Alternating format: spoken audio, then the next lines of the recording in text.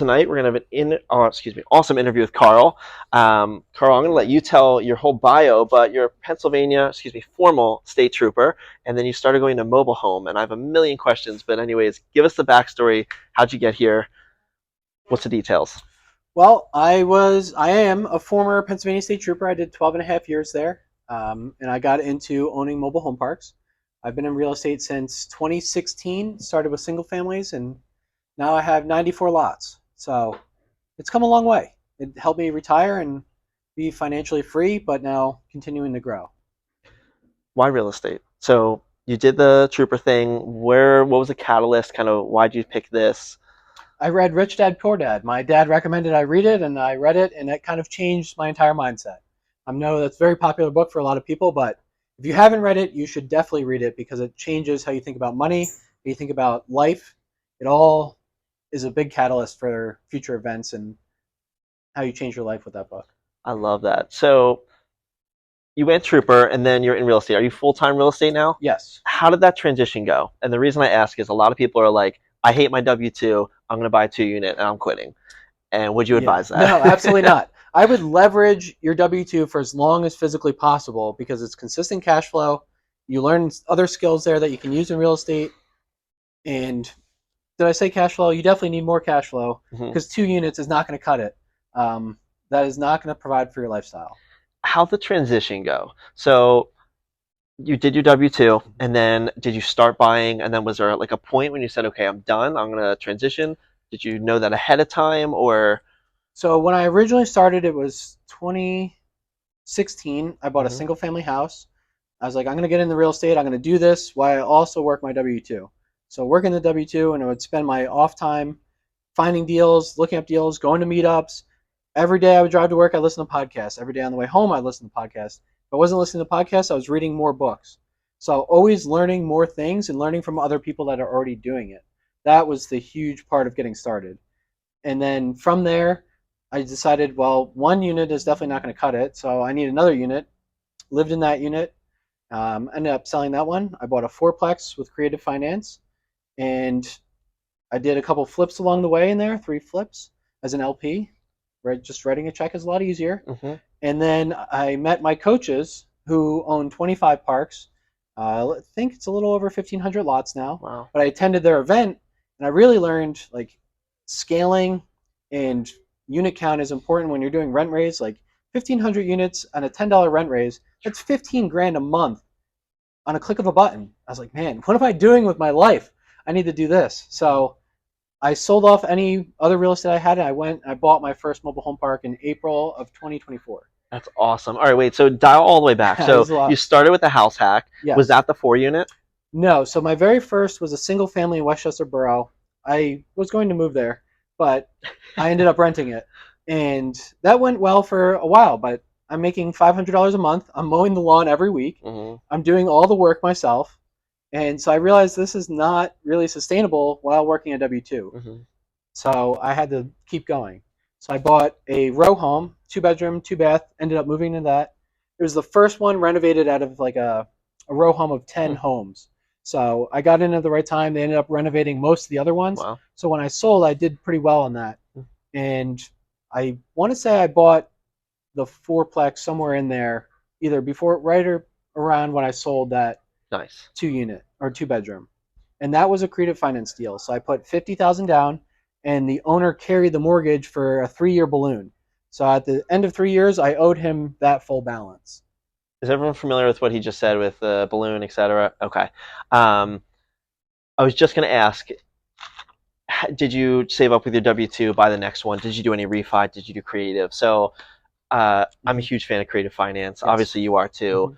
Mm-hmm. Um, where would you recommend it? Where would you not? Do you approach creative finance first and then go traditional? Like, how do you approach that, whether it's a 2 unit or something else? I like seller financing. I would prefer that over dealing with banks because it's easier. It's very creative. You could decide whatever you want on the terms, the rate, everything is negotiable. So I love that part. But it doesn't mean you should overpay for a deal just because you can get creative finance on it. Like people make that mistake. You're like, well, I could pay extra because they're going to finance it. Maybe not when you go to sell it or refinance it. Right. You may run into a problem if you overpaid in the first place. So I think it could be good, but it has to be used with caution.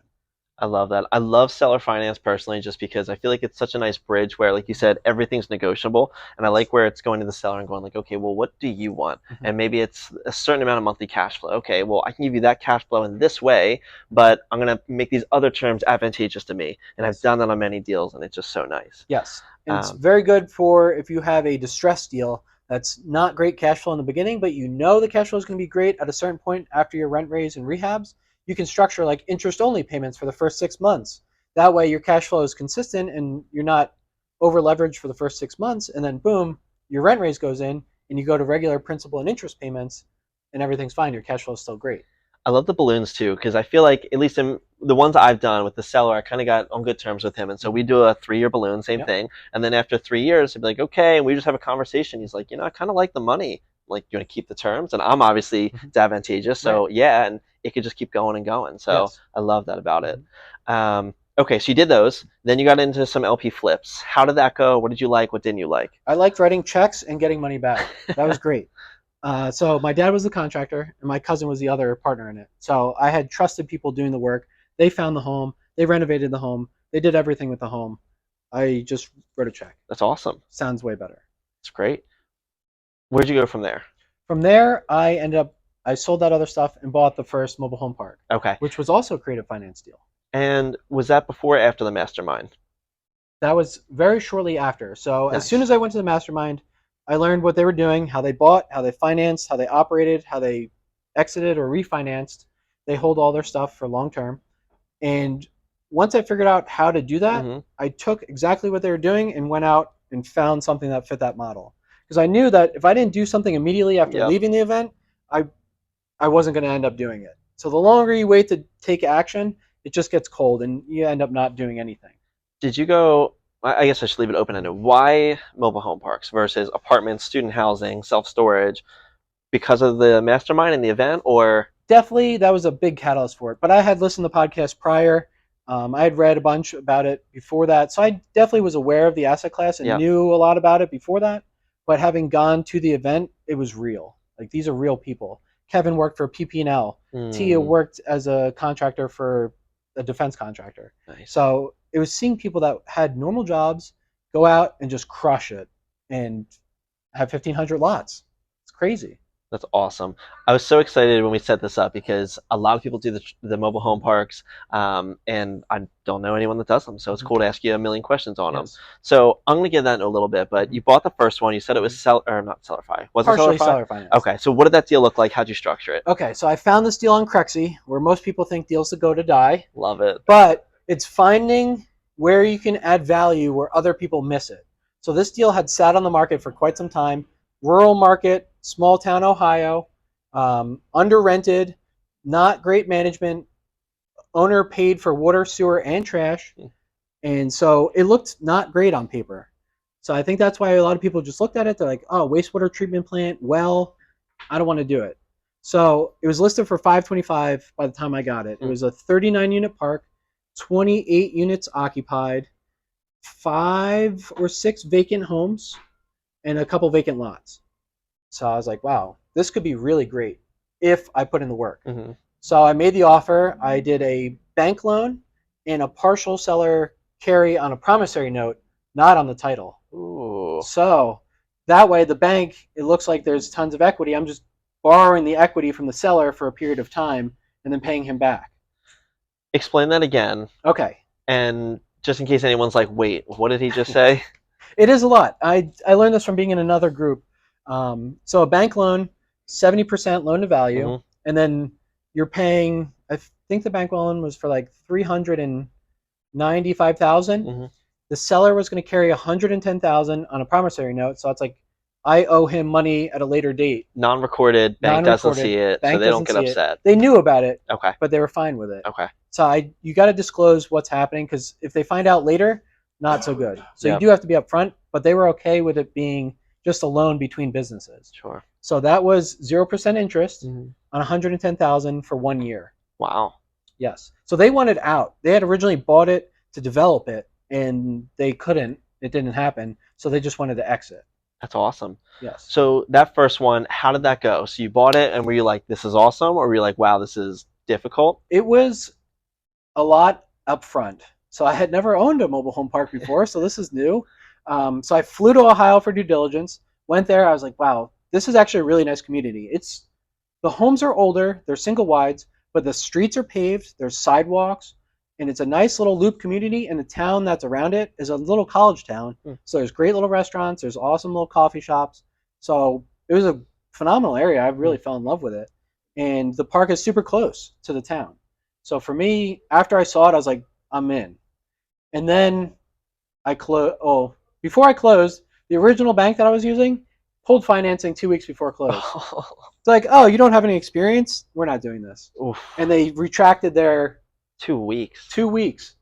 Thank God they extended. And they're like, we will give you an extension to find a loan. So I called everybody, every bank that I could find, every loan broker, rural market, low rents. DSCR was terrible at purchase, Oof. like a 1.0 maybe. So most banks were like, no, Hmm. thank you. But I called the bank that held the note currently. I was like, would you be interested in re-lending on this? They're like, yeah, we already lent on it, so we'll do it again. Just send us your personal financial statement, all your Hmm. W-2s, and all your tax returns, and we'll see if we can do it. So thankfully, I had a W-2, which helps you qualify for loans. Hmm. So don't give up your W-2 too soon because it makes loans way easier. And then leveraging that, and the bank agreed. It's So that's awesome. how I got my first park. There's so many things I loved about that. Mm-hmm. One, dialing back, you dove into real estate and you kind of figured it out. Mm-hmm. Two, then you went to somebody that was farther ahead than you and said, I see what you're doing. That looks awesome. How do I do that? And Yes. then three, you then did it where most people stop. You actually were like, okay, let's go figure this Mm-hmm. out. And you did all the things. And then when all adversity hits, when loan pulls out and you're like, man, this is all up in flames, what happens next? You still figure out a way and you do whatever it takes and you close it. So that's awesome. So first part gets wrapped up. Where do you go from there? That was a very brief wrap up of a long project. So I flew out there. We ripped down 6 homes with a machine, like crushed them up, put them in a dumpster, cleared all the lots, ended up infilling 4 homes, Huh. refinancing right What now. does infilling mean? Infilling. So you are bringing homes from other places and putting them in your park. Okay. Way more complicated than that sounds. But you're pouring pads, you're prepping the lot, you're redoing electric, you're bringing a home, you're setting it. So you need a licensed mover, a licensed setter, Hmm. permits, and all sorts of other good stuff. Sheesh. But once you set it, you skirt it, you put a deck on it, hook up the utilities, and now you can sell it or rent it. I chose to do a rent to own. Hmm. So I sold each one of those for 25,000 on a rent to own. I'm going to ask more questions about that shortly, but keep going with your story. So you did that, and then was that stabilized at that point? More or less. Rent Roughly. raise went in, build back water and sewer, Okay. and so now the park is very profitable compared to what it was. How long was that whole process, that first one, from closed to stabilized? I would say after about 60 days, maybe 90, because you have the rent raise That's that goes in. fast. Yeah, it's pretty quick because the rent raise can go in 30 days later. So I think we waited maybe 2 months to do the first rent raise because it was a $140 rent raise Okay. on a $260 lot rent, Park wide. park wide. Same time. You didn't Same like time. buffer. You just were like, everyone's rent Hand raised. delivered. Knocked on doors and handed leases, Sheesh. change of ownership, rent raise. I had a dude chuck his packet across the lawn like a frisbee because he saw the rent raise. I was like, well, we're going to be doing a lot of stuff in the park. You know, I understand you're upset. He hasn't left. He's still there. Pays every month. There you go. So that's the good thing about mobile home parks is most of the people own their own homes, so they're more likely to stay than leave because Oh. it's very expensive to move a home.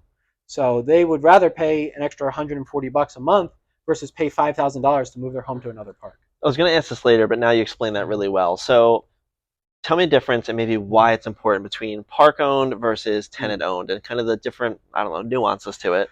So park owned is like having an apartment building. You're doing all the maintenance, they're calling you for everything, and you're dealing with them day to day. They walk in with their stuff, they sign a lease, they move into your home. Yes. Okay. They also could trash your home, burn your home, destroy the home. So I choose to do tenant owned homes or rent to own because I want them to have pride of ownership and have a reason to stay. I want to build a community, not just rentals. Mm. I want them to be there and be part of the community. Love that. Okay. So keep walking me through. So Mhm. first one went pretty good overall. Learned Yes. a lot. That happened quickly. Where do Yes. you go from there? So from there, I was making offer after offer after offer after offer, all getting declined because I underwrite based on what I think the park is worth now, not what the broker says it could be worth on pro forma, infield, market rent, like all this stuff. That's all work that you have to do. I'm not paying for work that I have to do. So I'm buying it on what it's doing today, and all this extra stuff is all my sweat equity that's about to be built. So I make low offers. I don't care. I'll call the broker, send them the offer on an LOI. It could be half of what they're asking. I don't care Mm, because that's what I can pay and that's what I believe this park is worth at the time that I'm making the offer. Sure, there's value to find in there, but that's value for me, not for me to pay. that's awesome. And it's funny because we were just talking to someone earlier, and we are talking about offers, and so we are saying just offer, offer, offer on everything, no matter what, and Yes. just see what happens. Yeah, the more offers you make, the more deals you can get. If you don't make any offers, you're not going to get any deals. And what's an LOI for anyone that's not used to the commercial world or brokers or anything like that? They're like, LO what? Letter of intent. So this says that I would like to purchase your property for this amount on these terms, and I would like to close by this time. This is my contingencies. I'm signing this. It's non-binding. That means you're not obligated to do this, even if you sign. But it says I would like to buy your property, and I'm agreeing to do it at this parameters. And then you send that to the broker, and they present it to the seller. Seller can agree, sign it, or say no, I'm not doing that, or just ignore your call altogether. Either way. I find with LOIs, it kind of depends on who you're working with. So I've Mhm. had, if it goes through a broker, they honor the LOI like it's the Mhm. agreement, like it is Yes. set in stone. It's virtually binding in their eyes. It's like Yes. kind of formality. And I Mhm. found if it's with just a seller, they really treat it like nothing happens. I Yeah, like mean, a they're like, napkin. yeah, you're like, we signed an LOI. Like, what happened? They're like, yeah, yeah, whatever. That doesn't mean anything. And then they take someone else's. So Yes. frustrating. But it Okay, does show seriousness. it does. If you're calling brokers and you're like, oh, I'll make this offer, don't even make the offer on the phone. Just ask them all the questions you need to ask. Your T12, so you're trailing 12 months of expenses, your rent roll, and any pro forma that they created, I always like to see. But underwriting the park, and then if you are serious, submitting the LOI shows I'm serious about buying this. This is what I want, and I would like to buy this park or apartment building or whatever you're buying. But it shows that you know what you're doing and you're serious about doing it. Yeah, Otherwise, brokers don't take you seriously. They're like, "How many parks do you own?" And when you don't own any, you're like, "I don't have any parks right now." And they're like, "Boop." yeah. I love that. It's so good. And I think a nice LOI will have kind of like a bio. Here's what Mhm. I've done. Here's why I'm credible. Here's what I want to do at the park. Here's all the info. And Yes, it's such a nice intro to you that, like you said, yes, it's just professional. It's awesome. So, okay, so you went through this period. You submitted tons and tons of offers. Did you yes. get one at the end of it? That first one, there was a lot of offers before that. The next one I got, well, the next one I tried to buy. The bank ended up saying that the DSR was too low. Mm-hmm. Tried to do partial seller financing, but it was just such a low income at the time of buying, even with the tax returns that she had, that the bank couldn't qualify the loan. Mm, So it ended up falling through. Unfortunately, that was I've had drove out there, walked the park, paid for the environmental level oh, one, paid for all the trailer information. Like I had to order some titles and stuff. yeah, So definitely put my work in, but the bank just couldn't do it, and I couldn't come up with the money enough to separate the difference of where they came in with the loan right. versus where the seller financing was. It was just too large of a gap at the time for me to front. But I think it's important, and it shows like you got to know when to walk away. Like you knew Right. this much, it just doesn't make sense anymore. So you got Correct. to walk, and it sucks, but it is what it is. Yes. So you recently bought something. I bought a 55 unit park in mid January. Awesome. Yes. That is in Van Wert, Ohio, which is the northwest corner of Ohio. How close is that to your other one? 2.5 hours. It's not bad. No. Okay. What's the story on that? How is that structured? That was an on market deal. Okay. Crexy. Yes. It was listed for like 2.35, I think. I offered two even with seller financing. Um, I think I originally offered it as bank financing and a partial seller carry in a second position. Um, but during due diligence, I found that the seller before the seller hmm had a note already. So the seller I was buying from was in a mortgage with the original seller. Oh. I was like, well, can I assume that seller carry note? And that seller said, Yeah, I'll keep holding it. Wow. It was $1.4 million at 5% interest Oh, only. that's amazing. Fantastic. And I'm assuming that was listed nowhere. Nowhere. And Absolutely disappeared out of the offering memorandum. I love that. And it's funny because you talk to any investor that does serious deals, serious business, and a lot of times it boils down to you found something because you were going deep into something that Yes. makes the deal work. It's never, or it usually doesn't just work. Mm-hmm. It's like you made it work. So I think Yes. that's awesome. So you closed it. How's that going? It's great. I actually did 2 evictions this morning. So Nice. they were two people that were non-payers. We got them out, so they were being evicted. Hmm. And I also took over 2 vacant homes. So there's 2 homes that people just like disappeared in the middle of the night, Huh. haven't been seen. The homes have been vacant, and we just filed for possession of the home. So they were tenant owned. Go through the court process. They become park owned Oh through wow. the court. Huh. That's pretty cool. Yes. So then I get 2 homes to now re-rent. Sounds like They're a already in win. place. They need some rehab, but Okay. still, Huh. And would you, so you'll rent to own them back then? yes. And do you get a deposit when you do that? Yes. Usually Interesting. like $1,000 down because it's Okay. affordable housing. Like these are not expensive homes. Yeah. The lot rent is lower than any apartments that you'll ever find. So it's the last chance of true affordable housing for Americans. Interesting. I love that. Mhm. Okay. Um, That's not subsidized. right, right, right. I had a question I wanted to ask you, and now it's gone. But silly one. Mobile home, trailer park. Difference? Anything? Just terminology. Is there any It's a connotation to one? manufactured housing community. Okay. Love it. So Love it. that is the great term. I like to put that on the sign because I do want people to want to live there. Yeah. I want to take trailer parks and turn them into manufactured housing communities. Right. So I come in with dumpsters. They're free. We put out 30-yard dumpsters. When I Oh. take over, the residents could just throw out whatever they want. Just fill the dumpsters. I'll bring more of them. So that is a huge value for them because they usually have tons of stuff in their Hmm. yard or in their house that they just haven't gotten rid of. So this is a great way to show like, hey, I'm coming in. I care about the community.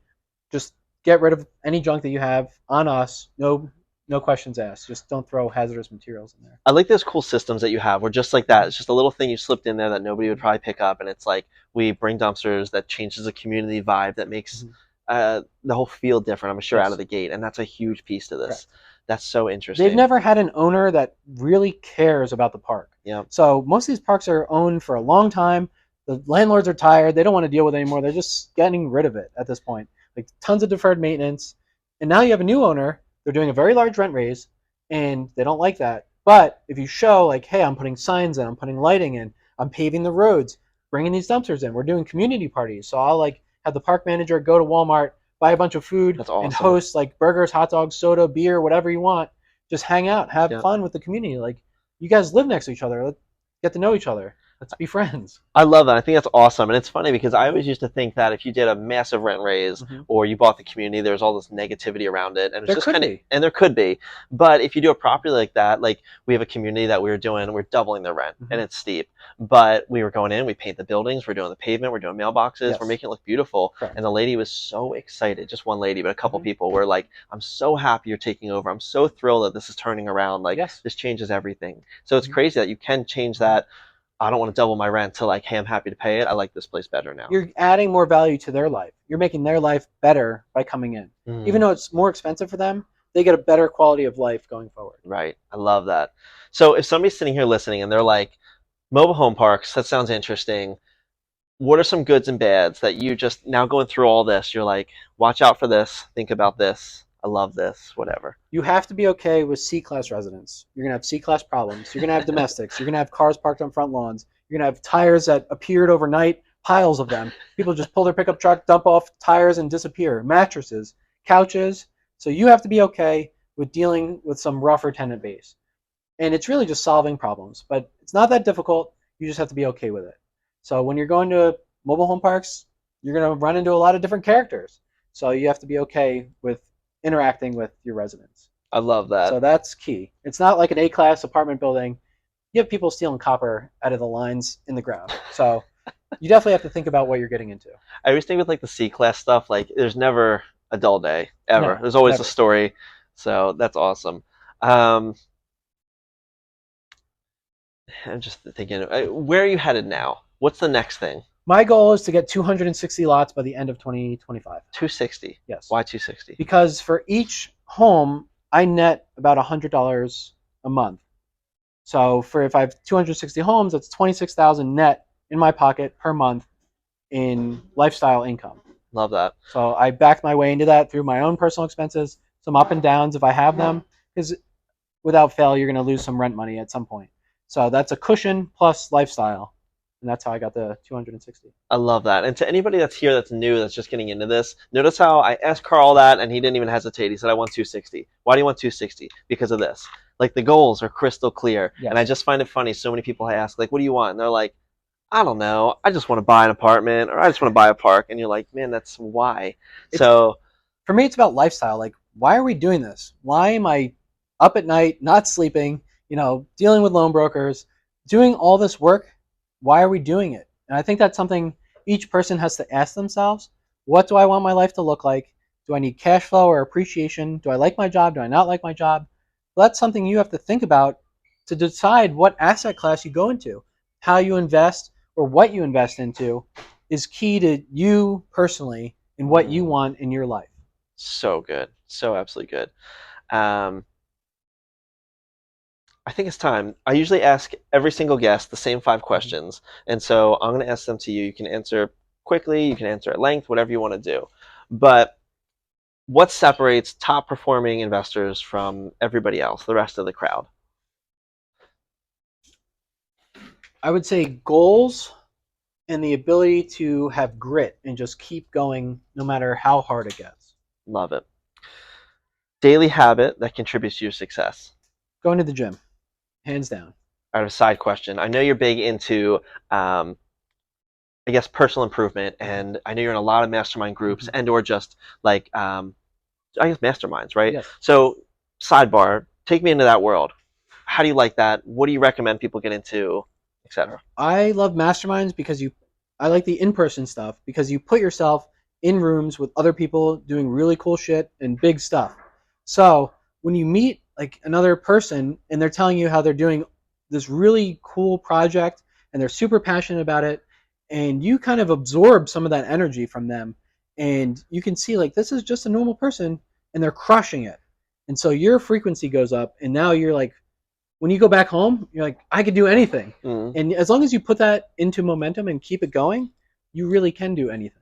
It's awesome. And it's what's so nice about having these events, having people like you here that we're both fired up about this stuff, and hopefully everybody else feels that. And it's just nice that to spend time here and to do this stuff, like you said, walk away with something and then act on it. I think it's so important. Yes, that's huge. I like the masterminds also because if you have a problem, like I'm in the mobile home park mastermind, so Kevin and Tia, I meet with them every week. If I have a problem with a park, I could just take this problem to the group call, like, hey, I'm dealing with this, this, and this, and everybody will go and tell their experience of what they did to solve that problem. And someone in there might know someone that could solve your problem today. So having those connections with other operators or other people doing things in your space have so many more connections and ways to solve more problems.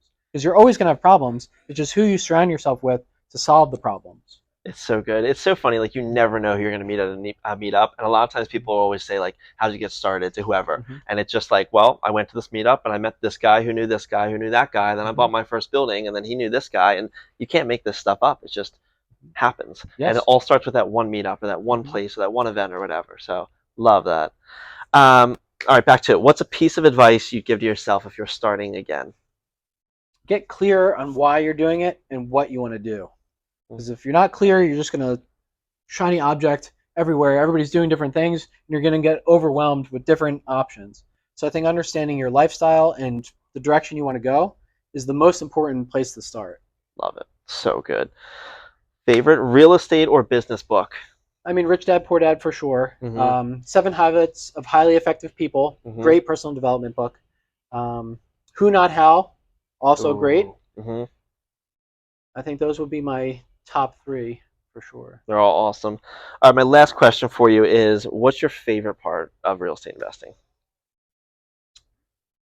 The lifestyle. I think you're making your own way. The amount of effort you put in is directly correlated with how much money you make, how much value you can give to other people. It's all based on your effort and your ability to network and grow it, all from all the energy you put into it.